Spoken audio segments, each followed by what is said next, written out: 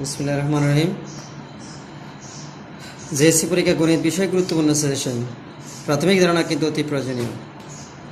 শিরোনামটি করার পেছনে নিশ্চয় রহস্য রয়েছে, তোমরা মনোযোগ দিয়ে শুনলেই হয়তো বুঝতে পারবে। প্রথম অধ্যায় প্যাটার্ন। অধ্যাপক উলফ গিরেন্ডার 23 জুলাই 1923 সালে সুইডেনে জন্মগ্রহণ করেন। এই গণিতবিদ সর্বপ্রথম প্যাটার্ন থিওরি সম্পর্কে আলোচনা করেন, অর্থাৎ তিনি সর্বপ্রথম এটি আলোচনা করেছেন। প্যাটার্ন বলতে কোনো সুনির্দিষ্ট কাঠামোকে বোঝানো হয়। সংজ্ঞা: গণিতে নির্দিষ্ট পন্থায় কোনো কিছু সাজানো, পরিবর্তিত মানে বাড়ানো বা বিন্যস্ত করাকে প্যাটার্ন বলে। যেমন আমরা এখানে উল্লেখ করেছি 1, 3, 5, 7 অথবা ত্রিভুজ একক এবং ডাবল আমরা দ্বৈত ইত্যাদি এভাবে প্রকাশ করে থাকি। স্বাভাবিক সংখ্যাকে ন্যাচারাল নাম্বার, শূন্য থেকে বড় সকল ধনাত্মক অখণ্ড বা পূর্ণ সংখ্যাকে স্বাভাবিক সংখ্যা বলে, যেমন 1, 2, 3। মৌলিক সংখ্যা প্রাইম নাম্বার, এক থেকে বড় যেসব সংখ্যার এক এবং ওই সংখ্যাটি ছাড়া অন্য কোনো গুণনীয়ক নেই তাদেরকে মৌলিক সংখ্যা বলে, যেমন 2, 3, 5, 7, 11, 13 ইত্যাদি। ফিবোনাকি সংখ্যা বা ফিবোনাকি নাম্বার, যে সংখ্যা দ্বারায় পরপর দুটি সংখ্যার যোগফল তৃতীয় সংখ্যার সমান সেই সংখ্যা দ্বারাকে ফিবোনাকি সংখ্যা বলা হয়। তোমাদের একটি উদাহরণস্বরূপ বলি, যেমন 0, 1, তারপরে 0 1 যোগ করলে কী হবে? 1। আবার যদি আমি 1 যোগ 1 করি তাহলে কত হবে? 2। অর্থাৎ পূর্বের দুইটা যোগ হয়ে পরবর্তীটি পাওয়া যায়, এই জন্য এগুলোকে ফিবোনাকি সংখ্যা বলা হয়। এবারে আসো সূত্র। ক্রমিক স্বাভাবিক সংখ্যার সমষ্টির সূত্র: প্রথম সংখ্যা যোগ শেষ সংখ্যা ডিভাইডেড বাই 2 গুণন পদ সংখ্যা। এখানে যতগুলো পদ তা লিখতে হবে। কিছু প্রচলিত নিয়ম, আমরা যে প্রচলিত নিয়ম সেটা আমরা পাশাপাশি যোগ করি, কিন্তু এটা সঠিকভাবে কি অতি অল্প সময় যদি তুমি কোনো সমাধান করতে চাও তাহলে তোমাকে সূত্রের সাহায্যেই করতে হবে। ক্রমিক যোগ সংখ্যার সূত্র যদি যোগফল করি আমরা ক ইন্টু ক প্লাস 1, এটা যোগ সংখ্যা বের করার সময় এটি প্রয়োগ করতে হয়। আর যে কোনো ক্রমের ম্যাজিক বর্গ বা ম্যাজিক সংখ্যা নির্ণয় যদি করতে বলা হয় তাহলে এই সূত্রটি তোমাদের ব্যবহার করতে হবে, যেমন n ইন্টু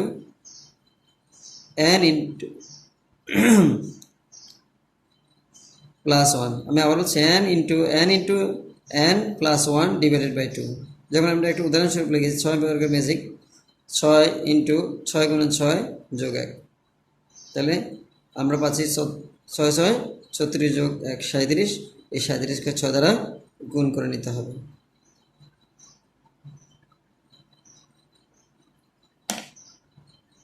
ডিভাইডেড বাই 2 অর্থাৎ 111।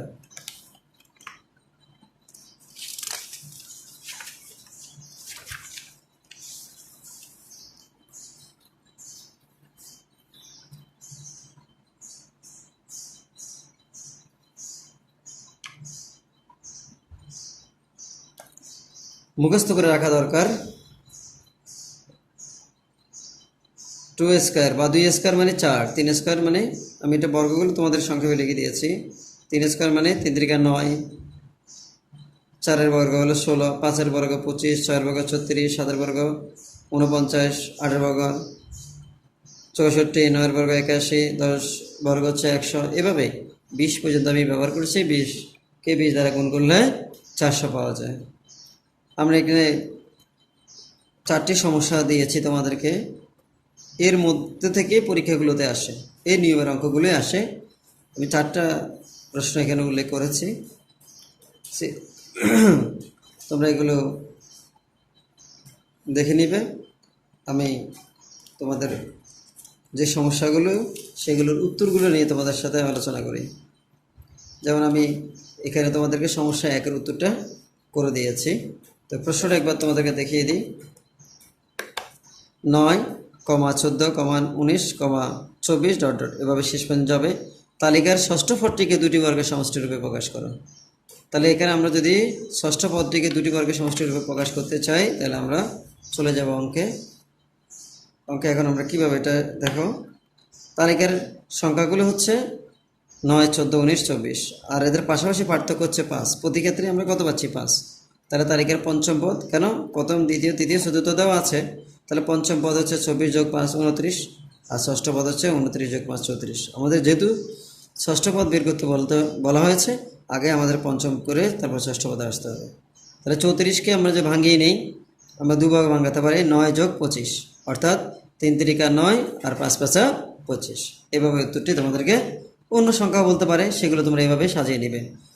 এরপর চলে আসো খ। আমাদের কি বলেছে? খ এখানে বলেছে তালিকার সংখ্যাগুলো কোন বীজগণিতীয় রাশিকে সমর্থন করে তা যুক্তি সহ উপস্থাপন করো। তাহলে আমরা এখন এটি কিভাবে উপস্থাপন করব সেটি আমি তোমাদেরকে দেখিয়ে দিচ্ছি। আসো, তালিকার প্রথম পদটি ছিল 9, তো 9কে আমি কি লিখতে পারি? 5 একে 5 যোগ 4 সমান কত? 9। যদি আমি দ্বিতীয় পদে যাই, 14 দেওয়া আছে, তাহলে আমি 5-এর দ্বিগুণ, দ্বিতীয় পদ বলে 2 ব্যবহার করতে হবে, তাহলে 5 দুগুণে 10 যোগ 4 14। তৃতীয় পদ 19, 3 5 15 যোগ 4 19। চতুর্থ পদ 24, 5 গুণন 4 অর্থাৎ 4 5 20 যোগ 4 24। তার মানে বোঝা যাচ্ছে কতম পদ? 5 ক যোগ 1। অর্থাৎ এখানে আমরা যেহেতু অজ্ঞাত, চাই আমরা ক ধরে নিয়েছি, আর শুরুতে যেহেতু 5, তাহলে 5 ক যোগ 4। এখন এটা যদি অন্য কিছু হয় তখন সেটি ব্যবহার করবো আমরা, 3 হতে পারে, 4 হতে পারে, অন্য প্রশ্ন অনুযায়ী আমাদের উত্তরটি সাজাতে হবে। অর্থাৎ তালিকাটি 5 ক যোগ 4 বীজগণিতীয় রাশিকে সমর্থন করে। এটি একটি বীজগণিতীয় রাশি, সেটি আমরা এখানে উল্লেখ করে দিলাম। এবারে চলে যাচ্ছে আমরা পরবর্তী প্রশ্নটি। তালিকার প্রথম 120টি সংখ্যার সমষ্টি নির্ণয় করো। 120টি সংখ্যার সমষ্টি যদি নির্ণয় করতে হয়, আমরা ইতিপূর্বে তোমাদেরকে বলেছি সমষ্টি নির্ণয় সূত্র ব্যবহার করতে হবে। তাহলে আগে আমাদেরকে যেতে হবে কোথায়? তথ্যগুলো খ নং হতে পাই বীজগণিতের রাশিটি 5 ক যোগ 4 দ্বারা তালিকার 120তম পদ আমাদেরকে বের করে নিতে হচ্ছে। তাই 120তম পদ হলো 5 গুণন 120 যোগ 4, তাহলে 5কে 120 দ্বারা গুণ করলে 600 যোগ 4 অর্থাৎ 604। এখানে প্রথম পদ হচ্ছে 9, শেষ পদ হচ্ছে 604 এবং পদের সংখ্যা হচ্ছে এখানে 120। তাহলে আমরা সূত্রটি ব্যবহার করছি, এখানে মানগুলো বসাচ্ছে 9 যোগ 604 ডিভাইডেড বাই 2 ইন্টু 120। আমরা যদি 2 দিয়ে 120কে ভাগ করি 60, আর 604-এর সাথে যদি আমরা 9কে যোগ করি 613, অর্থাৎ 613কে 60 দ্বারা গুণ করলে 36,780। এটাই হচ্ছে আমাদের উত্তর। অর্থাৎ আমরা 1 নং সৃজনশীলের উত্তর পেয়ে গেলাম। এখন আমাদেরকে দেখতে হবে আমরা 2 নং সৃজনশীলটি কী বলেছে। 7, 16, 25, 24, 34 এভাবে আমরা একটা তালিকা পেয়েছি প্যাটার্নের। 25 এবং 34কে দুটি বর্গের সমষ্টি রূপে আমাদেরকে প্রকাশ করতে বলা হয়েছে। তাহলে আমরা এটি উত্তরে চলে যাব। তো লক্ষ্য করো, 25কে দুটি বর্গের সমষ্টি রূপে প্রকাশ করে পাই 9 যোগ 16, অর্থাৎ 3 তিরিকা 9 4 4 16। আবার 34কে দুটি বর্গের সমষ্টি রূপে প্রকাশ করে পাই 34 সমান 9 যোগ 25, অর্থাৎ 3 স্কোয়ার যোগ 5 স্কোয়ার। খ আমরা চলে যাব। খ আগে প্রশ্ন কি বলেছে একটু তোমাদেরকে দেখিয়ে নিচ্ছি। এখানে বলা হচ্ছে আমাদেরকে তালিকার 20তম সংখ্যাটি নির্ণয় করো। তাহলে আমরা 20তম সংখ্যাটি নির্ণয় করব কিভাবে লক্ষ্য করি। প্রদত্ত তালিকাটি আমরা লিখলাম, এর ব্যবধান বের করলাম, কারণ 16 থেকে 7 বাদ দিলে 9, 25 থেকে 16 বাদ দিলেও 9, 34 থেকে 25 বাদ দিলেও 9, 43 থেকে 34 বাদ দিলেও 9। এখন তালিকার প্রথম সংখ্যা 7। 7 কীভাবে হয় মাথায় রাখতে হবে তোমাদেরকে। যদি তালিকার প্রথম পদের চাইতে ব্যবধান বেশি হয় তাহলে বুঝতে হবে ওই প্যাটার্নটি হবে বিয়োগের, আর যদি প্রথম পদ বড় পার্থক্য ছোট হয় তাহলে বুঝতে হবে যোগের। এটা একটা কৌশল, এটা তোমাদের বলে দিলাম। তাহলে আমরা 9 থেকে যদি আমরা 2 বাদ দেই তাহলে কি থাকতেছে আমাদের 7 মিলে যাচ্ছে। তাহলে 9 একে 9 বিয়োগ 2, তারপরে দ্বিতীয় পদ 9 দুগুণ 18 বিয়োগ 2 16, তৃতীয় পদ 3 নং 27 বিয়োগ 2 25, চতুর্থ পদ 4 নং 34 বিয়োগ 2 সমান 34। তার মানে আমরা বলতে পারি এই বীজগণিত রাশিটি 9 ক বিয়োগ 2 এই বীজগণিত রাশিকে সমর্থন করে। তার মানে তালিকার 20তম সংখ্যা হচ্ছে 9 গুণন 20 বিয়োগ 2, অর্থাৎ 9 20 180 বিয়োগ 2 সমান 178। এটা আমাদের 20তম সংখ্যাটি বের হয়ে গেল। তাহলে আমরা এটা, যেহেতু আমরা উত্তর লিখেছি আর সেজন্য আলাদা আবার উত্তর লিখতে হচ্ছে না। এখন আমাদেরকে ঘয়ে চলে যেতে হবে। কী বলছে আমাদেরকে আগে দেখতে হবে, এখানে তালিকার প্রথম 60টি সংখ্যার সমষ্টি নির্ণয় করো। তাহলে আমরা 60টি সংখ্যায় চলে যাচ্ছি। কি বলেছে আমাদের, খ নগদে পাই বীজগণিত রাশিটি 9 ক বিয়োগ 2, তালিকায় 60তম সংখ্যা সমান 9 গুণন 60 বিয়োগ 2 540। কীভাবে, 9 0 0 6 9 54, অর্থাৎ 540 থেকে 2 বাদ দিলে 538 পেয়ে গেলাম আমরা। এখন আমরা তথ্যগুলো লিখে নিব। প্রথম পদ 7, শেষ পদ 58, 538 এবং পদের সংখ্যা এখানে 60। তাহলে আমরা সূত্রটি ব্যবহার করছি, প্রথম 60টি সংখ্যার সমষ্টি সমান প্রথম পদ যোগ শেষ পদ ডিভাইডেড বাই 20 পদের সংখ্যা। 7 যোগ 538 গুণন 60, 2 দিয়ে 60কে যদি আমরা ভাগ করি 30 দুগুণা 60, অর্থাৎ 30 গুণ করতে হবে 7 এবং 538-এর যোগফলকে। 538 সাথে 7 যোগ করলে 545 গুণন 30 গুণ করলে আমরা পাচ্ছি 16,350। এর মধ্য দিয়ে আমাদের 2 নং সৃজনশীল উত্তরটিও শেষ হয়ে গেল। এখন আমরা চলে যাব 3 নং সৃজনশীলটি আমাদের কি বলেছে। লক্ষ্য করো তালিকার সংখ্যাগুলো, এরপরে তালিকার পরবর্তী দুটি সংখ্যা নির্ণয় করতে বলা আছে। পরবর্তী প্রশ্ন ছিল তালিকার যে কোনো পদ নির্ণয়ের সাধারণ সূত্র বের করতে হবে, এবং তৃতীয় প্রশ্ন হচ্ছে প্রথম 20টি পদের সমষ্টি সূত্রের সাহায্যে নির্ণয় করতে হবে। তা আমরা চলে যাচ্ছি তৃতীয় প্রশ্নটির উত্তরে। লক্ষ্য করো তোমরা,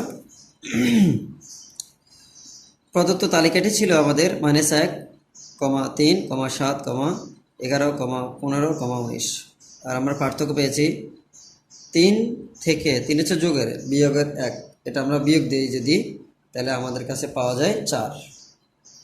এরপর 7 থেকে 3 বাদ দিলেও 4, কারণ নিয়ম পরবর্তী সংখ্যা থেকে পূর্ববর্তী সংখ্যা বাদ দিলে ব্যবধান পাওয়া যায়।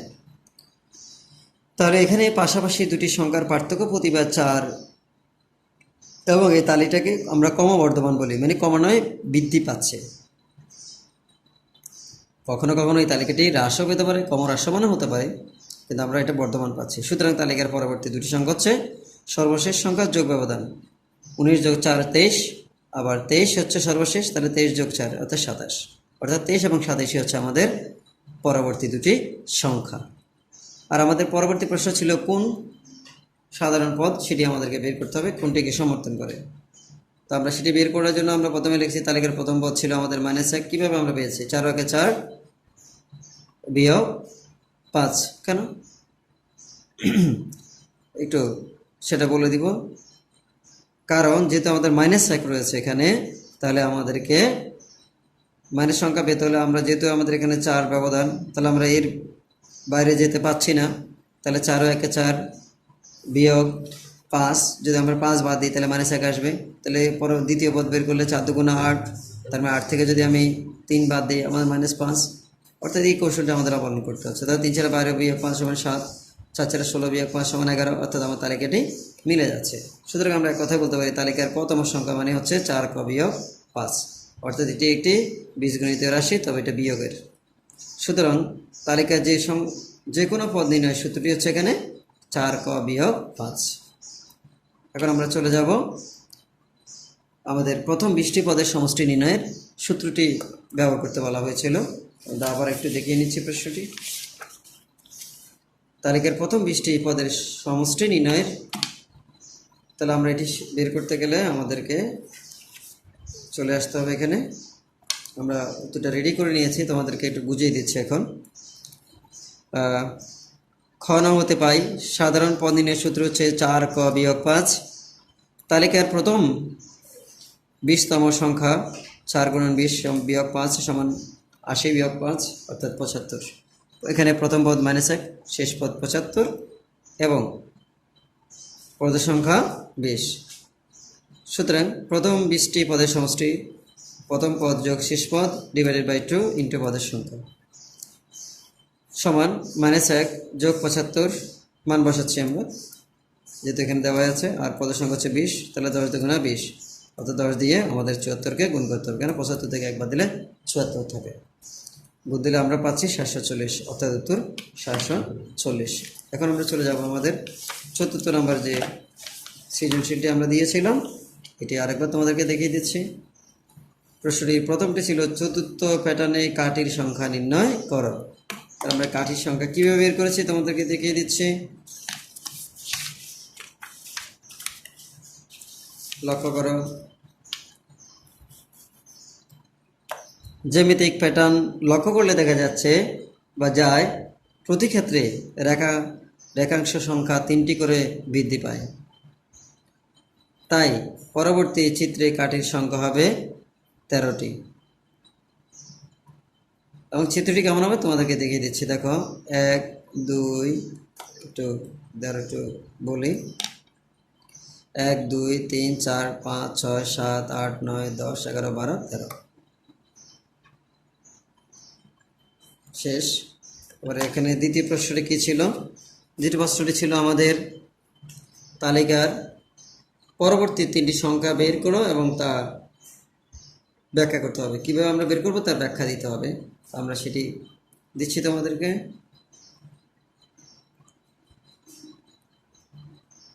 প্রদত্ত কাঠির সংখ্যা তালিকা 4, 7, 10। পার্থক্য 7 থেকে 4 বাদ দিলে 3, 10 থেকে যদি আমরা 7 বাদ দিই তাও 3। সবার পাশাপাশি কাঠির সংখ্যার তালিকাটি প্রতিবার পার্থক্য 3 করে বৃদ্ধি পাচ্ছে। সুতরাং তালিকার পরবর্তী 3টি সংখ্যা হবে 10 + 3 13, 13 + 3 16 ও 16 + 3 অর্থাৎ 19। এখন আমরা চলে যাব তৃতীয় প্রশ্নটিতে। তৃতীয় প্রশ্নটি আমাদের বলেছিল শততম